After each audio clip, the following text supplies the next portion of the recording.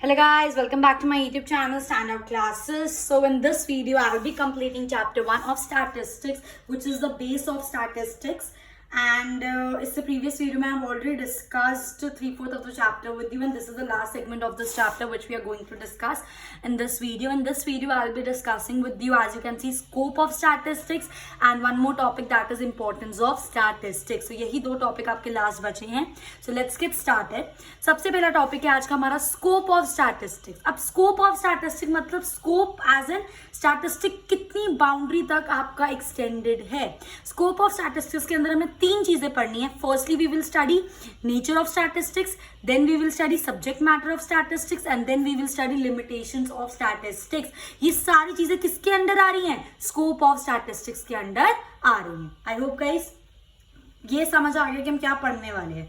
ठीक है. So scope of statistics में let's get started with the nature of statistics. की स्टैटिस्टिक्स क्या है? Nature as an statistics science है या स्टैटिस्टिक्स आर्ट है या फिर स्टैटिस्टिक्स बोथ है, साइंस एंड आर्ट. आपने बिजनेस में चीज पढ़ी होगी, बिजनेस में नहीं, अभी आप पढ़ोगे 12th में. ओके. सो 11th के हिसाब से अभी हम स्टैटिस्टिक्स पे स्टक रहते हैं. तो statistics is basically both science also and art also. ये चीज याद रखना.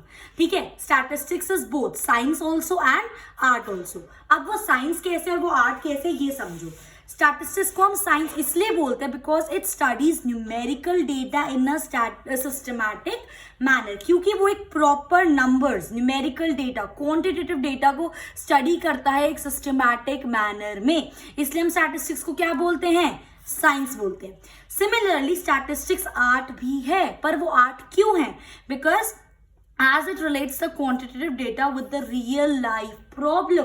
क्योंकि जो भी हम स्टैटिस्टिक्स में डेटा पढ़ रहे हैं that is definitely related to a real life problem. सबसे बेस्ट एग्जांपल है इसका अनएम्प्लॉयमेंट. ठीक है. अनएम्प्लॉयमेंट क्या एक रियल लाइफ प्रॉब्लम है. तो आप स्टैटिस्टिकल डेटा के थ्रू, क्वांटिटेटिव डेटा के थ्रू समझने की कोशिश कर रहे हो कि पास्ट ईयर्स में कितनी अनएम्प्लॉयमेंट थी, कितनी इंप्रूवमेंट हुई, क्या आप तरीके, मेजर्स अडॉप्ट कर सकते हो अनएम्प्लॉयमेंट को बेटर करने के लिए. तो ये सब क्या है? आपका स्टैटिस्टिक्स है. और आप किससे डील कर रहे हो इसके अंदर? Unemployment is a real life situation. समझ रहे हो? So that's why it is known as art. तो statistics is both science and an art. आपके एग्जाम में क्वेश्चन आ सकता है statistics is science and art explain. बस इतना लिख के दे देंगे तो उसके अंदर आपको इतना मैटर एक्सप्लेन करना है. That is nature of statistics. That yes, science is both statistics is both science and an art. ऐसे भी आ सकता है. Is statistics is both science and an art. Do you agree? तो आप क्या लिखोगे? Yes, statistics is both science and an art. अब वो साइंस क्यों है? Because it studies numerical data in a systematic manner. और वो आर्ट क्यों है? क्योंकि वो जो भी आपका क्वांटिटेटिव डेटा होता है उसको किससे रिलेट करता है? रियल लाइफ प्रॉब्लम से रिलेट करता है. Best example is unemployment. I hope guys आपको नेचर ऑफ स्टैटिस्टिक्स बिल्कुल क्लियर है. हमारा नेक्स्ट टॉपिक जो हमारा स्कोप ऑफ स्टैटिस्टिक्स के अंदर आता है that is your subject matter of statistics. What is subject matter of statistics? मतलब स्टैटिस्टिक्स फर्दर दो पार्ट्स में डिवाइडेड है. First is your descriptive statistics and second is your inferential statistics. Now what is descriptive statistics? Descriptive statistics is guys वो methods जिसके base पर, मतलब वो techniques या वो methods which are used in collection of data, in organizing of data, in presentation of data, in analysis of data and in interpretation of data. तो अब आप बोलोगे कि हमने जो लास्ट वीडियो में पढ़ा था that is statistics as a singular sense, वो भी तो यही था कि वो टेक्निक जिससे हम डेटा को कलेक्ट करते हैं, ऑर्गेनाइज करते हैं, प्रेजेंट करते हैं, एनालाइज करते हैं, इंटरप्रेट करते हैं. बिल्कुल सही. ये क्वेश्चन आपके माइंड में आना चाहिए. जिस बच्चे ने मेरी वीडियोस, प्रीवियस वीडियोस बहुत डिटेल में देखी है, ये क्वेश्चन डेफिनेटली उनके माइंड में आना चाहिए. और मैं इसका आंसर आपको ये देना चाहूंगी कि दैट इज हम पढ़ रहे थे, हम यहाँ पे भी स्टैटिस्टिक्स पढ़ रहे हैं, वहां पे भी स्टैटिस्टिक्स पढ़ रहे थे, बट वहां पे हम स्टैटिस्टिक्स पढ़ रहे थे एज अ सिंगुलर सेंस में कि एक के टर्म्स में क्या होता है. और यहाँ पे हमने उस चीज को एक नाम दिया है, डिस्क्रिप्टिव स्टैटिस्टिक्स उसको पर्टिकुलरली बोला जाता है बेसिकली. ठीक है. तो that is one and the same thing, बस स्टैटिस्टिक इन प्लूरल सेंस, और उसको हम डिस्क्रिप्टिव स्टैटिस्टिक्स भी बोल सकते हैं. ठीक है. So it refers to the methods which are used for collection, organising, presentation, analysis and interpretation of data. अब इसके अंदर क्या क्या यूज होते हैं? सेंट्रल टेंडेंसी, सेंट्रल टेंडेंसी नाम सुना होगा, that is mean median mode, maths में पढ़ा है हमने अपनी प्रीवियस क्लासेस में। Similarly measurement of dispersion, measurement of dispersion अगर नहीं पढ़ा हुआ है, आई थिंक पढ़ा होगा, मैथ्स में नहीं पढ़ा है तो अभी हम आगे आने वाले चैप्टर्स में पढ़ेंगे। तो basically mean median mode, measurement of dispersion, ये सब चीजों की वजह से हम अपने डेटा को क्या कर पाते हैं? ऑर्गेनाइज, एनालाइज, अच्छे से इंटरप्रेट कर पाते हैं। ठीक है, for example it can be used to find marks of the marks of science and maths of students in all the classes। obviously बात है, अगर आपको सारे क्लास के बच्चों के साइंस और मैथ्स के मार्क्स को कंपेयर करना है तो आप क्या यूज करोगे? अपना डिस्क्रिप्टिव स्टैटिस्टिक्स, बिकॉज आपको पहले डेटा कलेक्ट करना पड़ेगा, मार्क्स कलेक्ट करोगे, फिर उनको ऑर्गेनाइज करोगे, फिर उनको प्रेजेंट करोगे, फिर उनको एनालाइज करोगे, देन फाइनली उनको इंटरप्रेट करोगे। आई मेरी बात समझ? And definitely it is a statistical data. Last video में बिल्कुल डिटेल में आपके साथ ये चीज डिस्कस करिए, कौन सा डेटा स्टैटिस्टिक्स होता है, कौन सा डेटा स्टैटिस्टिक्स नहीं होता। I hope you remember all numbers are not statistics, but all statistics are numbers. Clear guys? Okay. Next type of statistics आता है हमारा inferential statistics. What is your inferential statistics? It refers to all the methods when conclusion about the population is drawn on the basis of sample. अब एक बहुत ज़्यादा important चीज़, बहुत ज़्यादा important concept आपको समझाने वाली हूँ, that is population and sample. Please ध्यान से समझना, अभी के लिए भी ज़रूरी है और आगे लाइफ के लिए भी ज़रूरी है। एज अ कॉमर्स और इकोनॉमिक्स स्टूडेंट इतना तो आपको पता ही होना चाहिए। ठीक है, अब इसका मतलब मैं आपको समझाने वाली हूँ, बहुत ध्यान से समझना। ठीक है, ये है मेरी पॉपुलेशन। पॉपुलेशन मतलब वो पूरा एरिया जिसका मुझे डेटा कलेक्ट करना है, दैट इज माय पॉपुलेशन। ठीक है, अब क्या हुआ? फॉर एग्जाम्पल इस पॉपुलेशन में टोटल 100 हाउसेज हैं। टोटल मुझे 100 हाउसेज का डेटा कलेक्ट करना है, तो that 100 houses is my population. Population क्या होता है? टोटल जिसका आपको डेटा कलेक्ट करना है। ठीक है, अब मैं अकेली एन्यूमरेटर हूं, एन्यूमरेटर का मतलब प्रीवियस वीडियो में बता चुकी हूं। अब मैं अकेली एन्यूमरेटर कैसे 100 घर में जाऊंगी? तो मैंने क्या करा, इसमें से 25 हाउसेस पिक कर लिए रैंडमली। 25 हाउसेस 100 में से मैंने ये 25 हाउसेस पिक कर लिए रैंडमली। तो जब, और मैंने इनको सिर्फ स्टडी करा, सिर्फ 25 हाउसेस को मैंने स्टडी करा और इनके बेस पे मैंने पूरा ऑन एन एवरेज 100 हाउसेस का कंक्लूजन निकाल दिया। नहीं आ रही बात समझ? कोई दिक्कत नहीं है, 2 मिनट दो, अभी समझ आ जाएगा। ठीक है, सो क्या बोल रही थी? 100 हाउसेस में टोटल इसको स्टडी करना था, बट 100 हाउसेस पे तक मैं नहीं जा सकती, मैं अकेली हूं, मैं कैसे करूंगी? तो मैंने क्या करा, इसमें से रैंडमली 25 घर उठाए, उसका डेटा स्टडी करा और उसके बेस पे पूरे 100 घरों का अज्यूम करके कि भाई 25 का है ये डेटा। ठीक है, तो 100 घर का भी ऑन एन एवरेज यही डेटा होगा। So this is known as sample. ठीक है, ये हो गई आपकी पॉपुलेशन और ये हो गया आपका सैंपल। तो इन्फ्रेंशियल स्टैटिस्टिक्स वो स्टैटिस्टिक्स होती है जब आप पूरी पॉपुलेशन को स्टडी नहीं कर रहे हो, आप सिर्फ कुछ उसका सैंपल स्टडी कर रहे हो और उसके सैंपल के बेस पे आप पूरी पॉपुलेशन का कंक्लूजन निकाल रहे हो। एक और एग्जांपल देती हूं मैं आपको। ठीक है, एक टीचर है, एक क्लास में चेक करना चाहती है कि सारे बच्चों के कितने नंबर आए हैं साइंस के अंदर। ठीक है, अब पूरी जो क्लास के उसको चेक करना, तो वो पूरी क्लास क्या हो गई उसके लिए? पॉपुलेशन। बट अब उसके पास इतना टाइम नहीं है कि वो हर बच्चे से जाके उसके मार्क्स पूछे, तो उसने क्या करा, रैंडमली 10 बच्चे पिकअप करे, या फिर उसने टॉपर उठा लिया, फिर उसने एक रो के कुछ बच्चों को उठा लिया, रैंडमली उसने 10 बच्चों को पिकअप करा और उन 10 बच्चों से नंबर पूछ लिए और उन 10 बच्चों के बेस पे पूरे 40 बच्चों के नंबर को उसने निकाल दिया।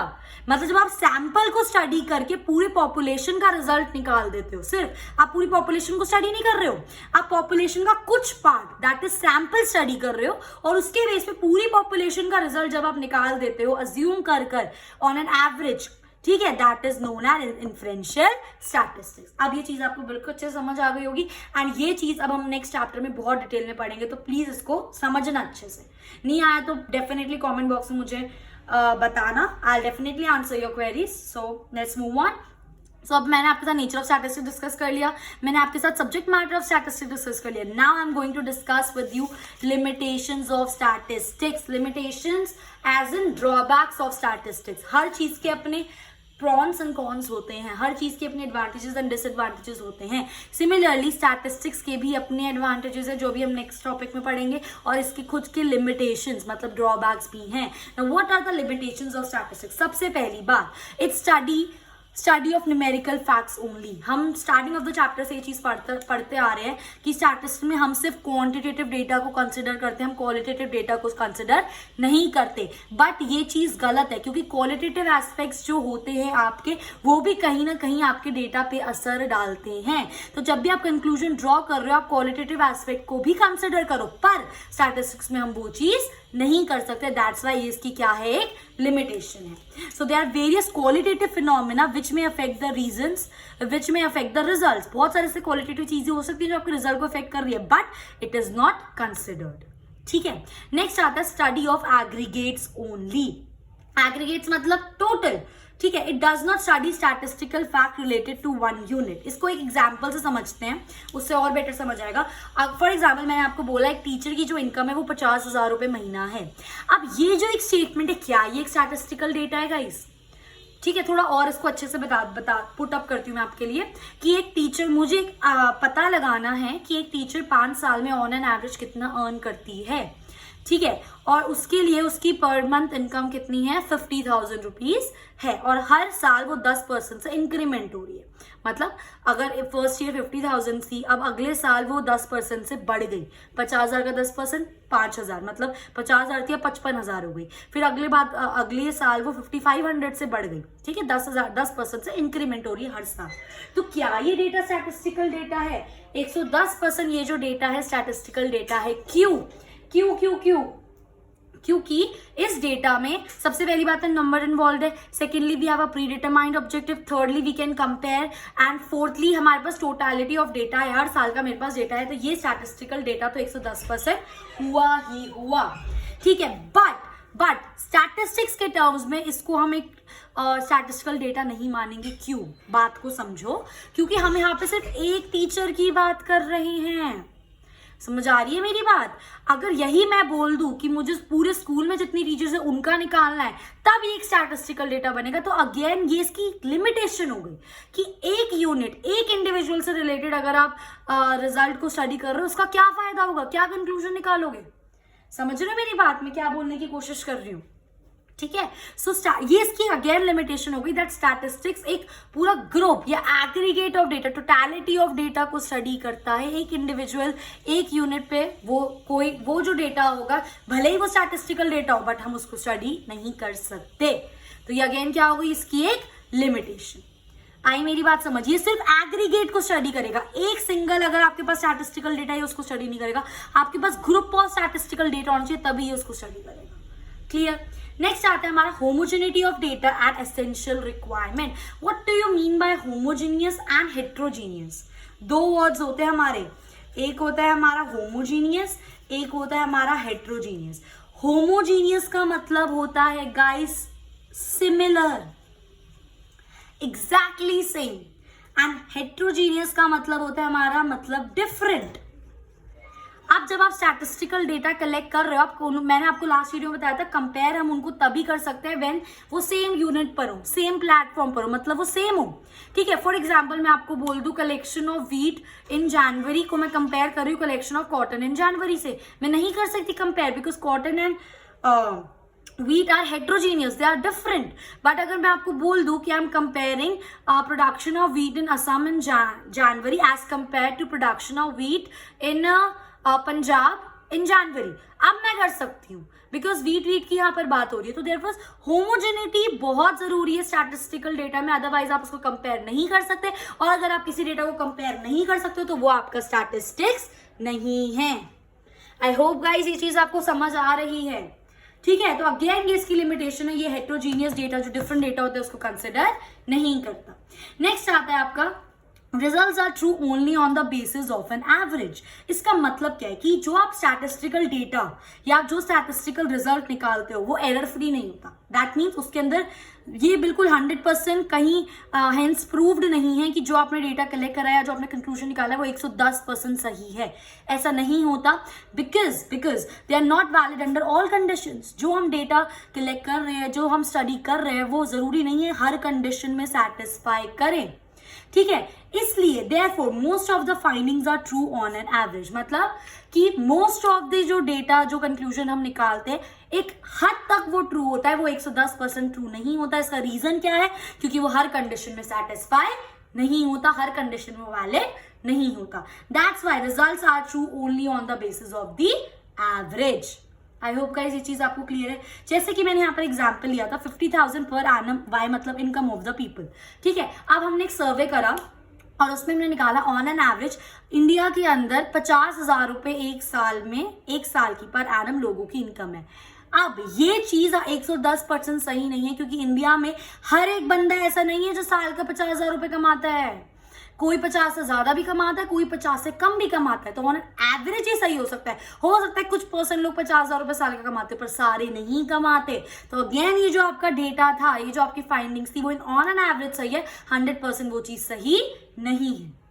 Clear? Moving on to next, that is without reference results may be wrong. Obvious सी बात है, जब भी आप कोई रिजल्ट निकाल रहे हो, कोई फाइंडिंग निकाल रहे हो, आपके पास proper study material, proper evidence, proper reference होने चाहिए। अदरवाइज कोई आपकी स्टडीज पे विश्वास नहीं करेगा। So the conditions under which conclusion has been drawn should also be studied, otherwise they may be wrong. जिस कंडीशंस, जिस सर्कमस्टांसेस के अंदर वो रिजल्ट निकाला गया है, वो कंक्लूजन निकाला गया है, उन सर्कमस्टांसेस, उन कंडीशंस को पढ़ना भी इक्वली इंपॉर्टेंट है, तभी आप रिलेट कर पाओगे। अदरवाइज विदाउट रेफरेंस आपका रिजल्ट गलत हो सकता है। ठीक है, नेक्स्ट आता है इसका can be use only by the experts या स्टैटिस्टिक्स। अगर कोई मुझे आज के डेट में स्टैटिस्टिकल अपना कंक्लूजन दे देगा ना, हो सकता है मुझे 10% 20% समझ आ जाए। कोई आपको दे देगा ना, आपको तो बिल्कुल ही समझ नहीं आएगा। तो बेसिकली जो स्टैटिस्टिकल कंक्लूजन होते हैं वो थोड़े कॉम्प्लेक्स होते हैं समझने में। उनको समझने के लिए यू शुड हैव नॉलेज, और वो नॉलेज किसके पास होती है? एक्सपर्ट्स के पास होती है। तो जो स्टैटिस्टिकल कंक्लूजन होता है, एक एक्सपर्ट एज ज्यादा बेटर से समझ सकता है as compare to ordinary person. तो ये अगेन एक लिमिटेशन है, क्योंकि एक स्टैटिस्टिकल रिजल्ट को हर एक बंदा नहीं समझ सकता। उस रिजल्ट को समझने के लिए you should have some knowledge, you should have some knowledge of statistics. आपके पास क्वालिफिकेशन एज एन उतनी वही नॉलेज होनी चाहिए। आई मेरी बात समझ? So proper knowledge is very important to understand the result. Proper knowledge नहीं है तो नहीं समझ पाओगे क्या कंक्लूजन है। So it is very difficult for a unqualified person to understand the result. Again ये क्या हो गई इसकी लिमिटेशन। एंड लास्ट लिमिटेशन आती है प्रोन टू मिसयूज। कोई भी इजिली स्टैटिस्टिकल डेटा को मिसयूज कर सकता है, because statistical data is like a clay. आपने डेटा कलेक्ट कर लिया, अब आप ही उसको ऑर्गेनाइज करोगे, प्रेजेंट करोगे, एनालाइज करोगे, इंटरप्रेट करोगे, तो आपके हाथ में है ना कि आपका ऑब्जेक्टिव क्या है। अगर आपका कोई फॉर एग्जांपल अच्छा ऑब्जेक्टिव नहीं है, आपको कुछ गलत चीज को सही प्रूफ करना है, तो आप डेटा के साथ छेड़छाड़ करके उसको उसी तरीके से ऑर्गेनाइज, प्रेजेंट, एनालाइज और इंटरप्रेट करके दिखा सकते हो। तो एक तरीके से आप क्या कर रहे हो? उस डेटा को मिसयूज कर रहे हो। तो that's why we say that statistic is like a clay. Clay मतलब किसी भी तरीके से आप उसको मोल्ड कर सकते हो। आप चाहो तो उसको अच्छा ऑब्जेक्टिव के लिए भी यूज कर सकते हो, आप चाहो तो उसको बुरे ऑब्जेक्टिव के लिए भी यूज कर सकते हो।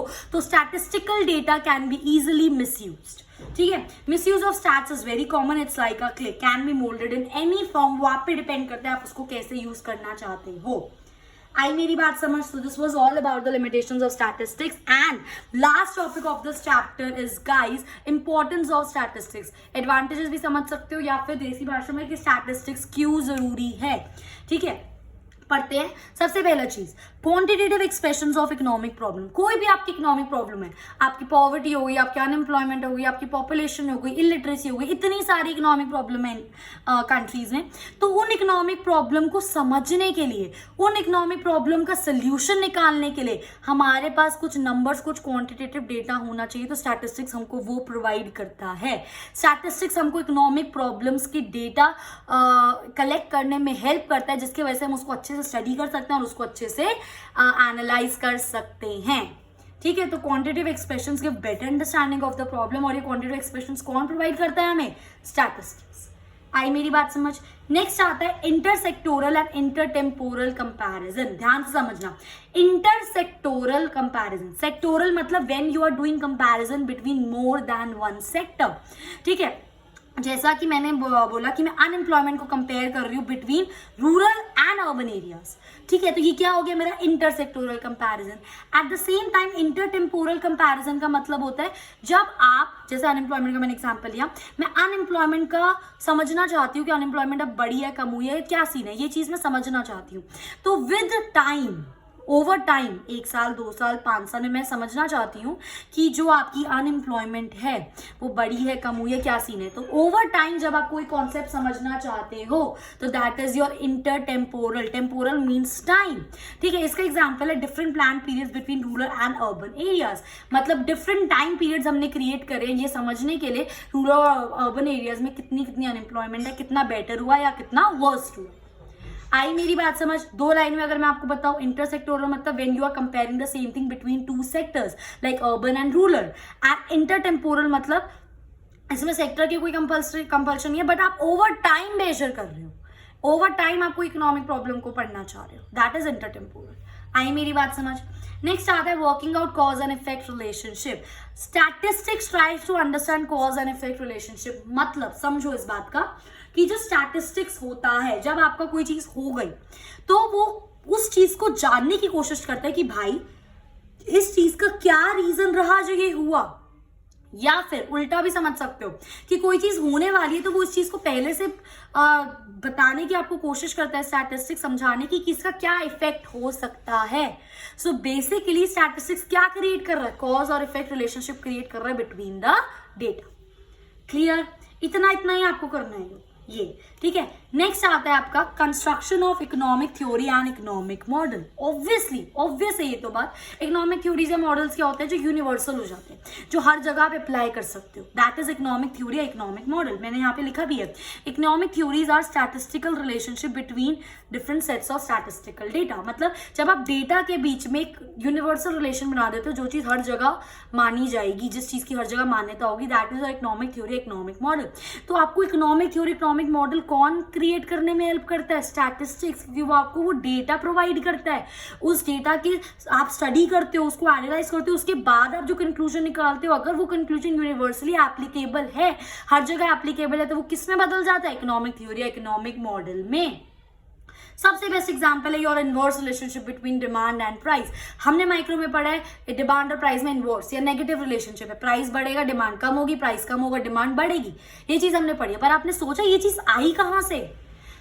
किसने बताया there is inverse relationship between price and demand? इसके पीछे एक प्रॉपर सॉलिड स्टडी करी गई है, और वो स्टडी किसके बेस पे करी गई है? नंबर्स के बेस पे, स्टैटिस्टिक्स के बेस पे। उसी के बाद ये कंक्लूजन निकाला गया है इसको, और क्योंकि ये कंक्लूजन यूनिवर्सली एप्लीकेबल है, that's why this is known as economic theory, economic model.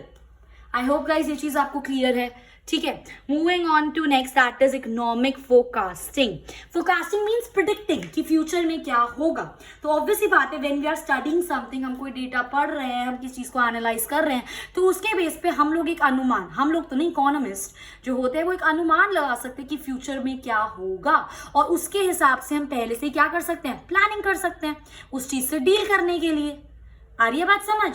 So future predictions, forecasting means future predictions. Statistical data helps to predict future, predict करने में हेल्प करता है future on the basis of study, जो हमने study करा उसके base पे, and उसके बेस पे हम लोग ऑलरेडी पहले से प्लानिंग करके चल सकते हैं। कितना फायदा है। ठीक है, नेक्स्ट आता है आपका फॉर्मुलेशन ऑफ पॉलिसीज। ये बिल्कुल इसी की तरह है, बट इसमें हम कोई थ्योरी और मॉडल क्रिएट कर रहे हैं, इसके अंदर हम पॉलिसीज क्रिएट कर रहे हैं। एक सबको बेस्ट एग्जांपल आपकी बुक ने जो यहाँ पर दिया हुआ है, दैट इज हमारे जो फाइनेंस मिनिस्टर है वो कैसे डिसाइड करते हैं कि आने वाले नेक्स्ट साल में हमें टैक्स को बढ़ाना है, हमें टैक्स को कम करना है। ये पॉलिसी वो कैसे क्रिएट करते हैं? On the basis of data, कि कितने लोगों ने टैक्स पे करा है, कितने कर पाते हैं, कितने आसानी से कर पाते हैं, कितने नहीं कर पाते हैं। ये सब चीजों के बेस पर वो डिसाइड करते हैं कि अगले साल टैक्स को बढ़ाना है, कम करना है, क्या करना है। तो एक पॉलिसी क्रिएट कर रहे हैं वो किसके बेस पे? पास्ट डेटा के बेस पे, पास्ट स्टडीज के बेस पे। और ये डेटा स्टडीज किसने प्रोवाइड करी है? स्टैटिस्टिक्स ने ही तो प्रोवाइड करी है उन्हें। समझ रहे हो मेरी बात? सो how policies related to tax are decided by finance minister, again based on the statistical data. And government एक ऐसा रास्ता ढूंढती है टैक्स निकालने का जिससे गवर्नमेंट को टैक्स भी मिल जाए, लोगों को ज्यादा दिक्कत भी ना हो टैक्स को पे करने में. Clear? And last point, last importance of economic statistics is your economic equilibrium. Equilibrium means when you have a balance, and economic equilibrium means when your producers and consumers both are satisfied equally. Producer satisfied कब होगा? जब उसको profit earn होगा. Consumer satisfied कब होगा? जब वो जितने पैसे खर्च करो उतने की उसको worth मिल रही है. तब हमारी इकोनॉमी क्या होगी? इक्विलिब्रियम में. ठीक है? सो इट होता क्या? It is a balance when consumer and producers are equally satisfied. दोनों सैटिस्फाइड हो तब हमारी इकोनॉमी इक्विलिब्रियम में होगी. So it is through some statistical data economist have identified when consumers and producers will be satisfied. अब कब producer satisfy होगा? जैसा कि मैंने आपको बताया कि प्रॉफिट मैक्सिमाइज होगा तब. कब कंज्यूमर सैटिस्फाई होगा? जैसा कि मैंने आपको बताया कि जब वो 10 रुपए खर्च करे तो उसे 10 का बेनिफिट मिले तब. तो ये चीजें कैसे पता चली? प्रॉफिट मैक्सिमाइजेशन, 10 रुपए खर्च करना, 10 रुपए का benefit, on the basis of study, on the basis of data. और वो डेटा और स्टडी आपको कहां से मिला? स्टैटिस्टिक्स से. आई होप गाइज ये चीज आपको क्लियर है. So with this I have completed chapter 1 of statistics and मैं आपको अब कुछ इंपॉर्टेंट टिप्स देना चाहूंगी from your exam point of view. Firstly your आपके इस चैप्टर के अंदर you can expect 6 marker question. एक पूरा इंपॉर्टेंस का आ सकता है क्वेश्चन, पूरा लिमिटेशन का क्वेश्चन आ सकता है. ठीक है, 6 मार्कर क्वेश्चंस की मैं बात कर रही हूँ. एंड आपका सबसे इंपॉर्टेंट एक थर्ड चीज जो important that is statistics in plural sense, वो आ सकता है क्योंकि उसके पूरे प्रॉपर फीचर्स हैं आपके पास. ठीक है, ये 3 क्वेश्चंस आपके 6 मार्कर में आ सकते हैं. इसके अलावा 2-3 नंबर के छोटे छोटे क्वेश्चंस बन सकते हैं. सेकंड इंपॉर्टेंट बात, अब वो आपको पेपर में डायरेक्ट नहीं दे देंगे right importance of statistics, right limitations of statistics, like features of statistics plural sense, ऐसे नहीं आएंगे क्वेश्चंस. तो ये तो बिल्कुल एक्सपेक्ट मत करना 11वीं में आ गए हो. ठीक है, कैसे क्वेश्चन आते हैं उसके लिए मैंने आपके लिए यहाँ पे एग्जाम्पल लिए हुए हैं. जैसे कि उन्होंने यहाँ पे दे दिया statistics is a hub of wheel of economic study explain.